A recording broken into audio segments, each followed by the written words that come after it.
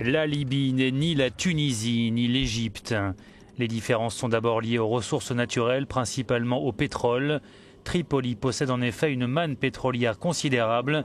Elle handicape d'une part la réaction des Occidentaux et sert d'autre part les arguments du régime. Le fils Kadhafi a fait planer la menace. Vous allez devoir émigrer car ce sera la fin du pétrole. Les compagnies pétrolières vont quitter la Libye, les étrangers aussi.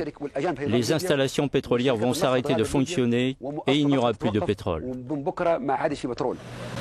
Après avoir été mise au banc de la communauté internationale, la Libye est redevenue fréquentable en 2004 suite à l'abandon de son programme d'armement et aux accords sur Lockerbie.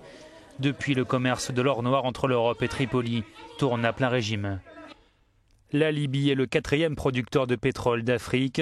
Sa production est estimée à 1,8 million de barils par jour. 80% des exportations vont vers l'Europe, l'Italie en tête.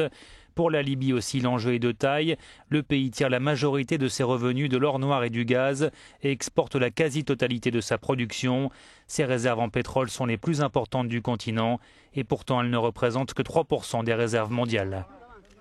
Pour les observateurs, l'Europe pourrait donc survivre sans le brut libyen, à l'exception sans doute de l'Italie dont l'économie reste étroitement liée à l'ancienne colonie. La Libye détient plus de 3,6 milliards d'euros de parts directes dans plusieurs groupes italiens. Le géant pétrolier Eni, le groupe aéronautique Finmeccanica, la banque Unicredit, Fiat et même dans la Juventus de Turin.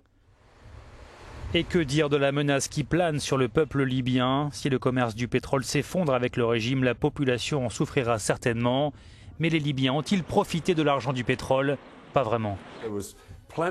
Il y avait plein d'argent à dépenser, de l'argent tiré du pétrole. Il aurait pu l'utiliser pour améliorer la condition de vie de la population.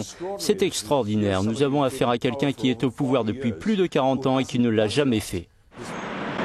Entre menaces et dépendance, le pétrole constitue la principale problématique de la crise libyenne, aussi bien pour le peuple libyen que pour l'Occident.